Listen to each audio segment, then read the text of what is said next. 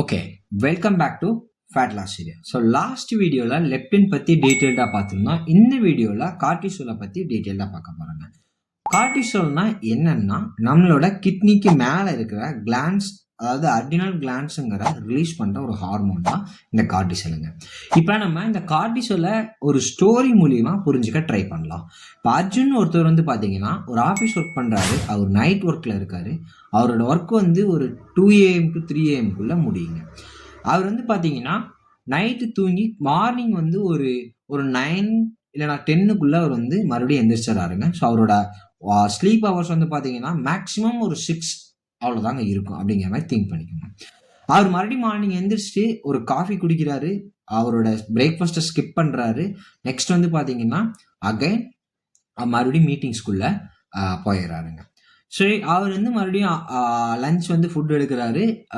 ஈவினிங்கோ இல்லை வந்து night food எடுக்கிறாரு.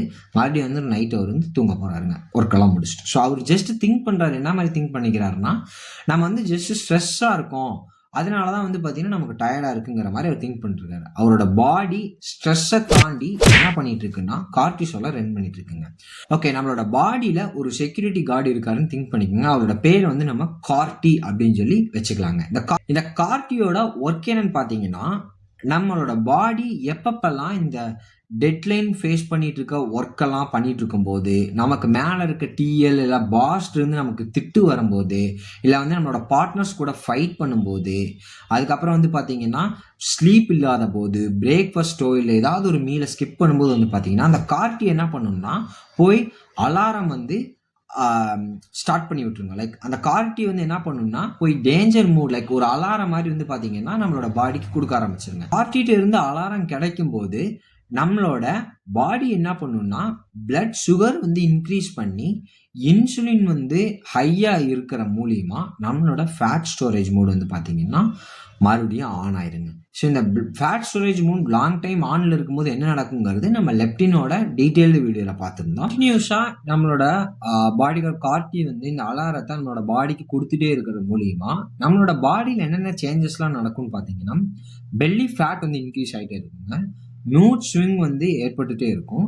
நம்மளோட மசில் லாஸ் வந்து பார்த்தீங்கன்னா ஏற்படுறதுக்கான சான்சஸ் அதிகமாக இருக்குங்க.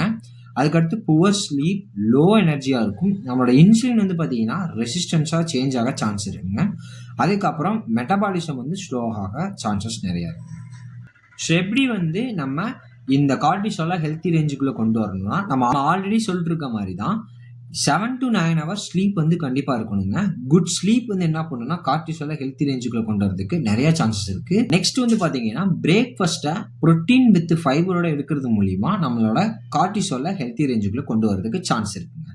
அதுக்கப்புறம் ஸ்ட்ரென்த் அண்ட் ட்ரைனிங், ஆனால் ரொம்ப வெயிட் இல்லாமல் மாடரேட் வெயிட் போட்டு ஒரு 3 or 4 days வீக்கில் பண்ணும்போது நம்மளோட கார்டிசோலை ஹெல்த்தி ரேஞ்சுக்குள்ளே கொண்டு வர முடியுங்க.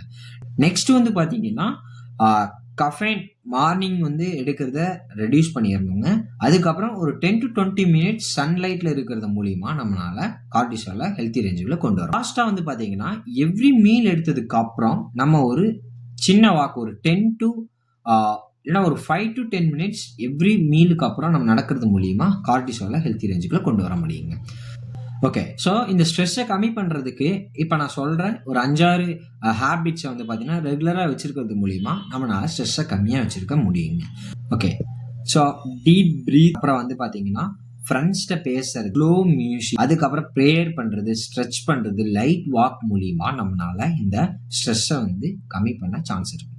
ஸோ நெக்ஸ்ட் வீடியோவில் நம்ம அடுத்த ஹார்மோன் பற்றி டீட்டெயிலில் பார்க்கலாம். So share this video if you really want to understand how real fitness is works. Thank you.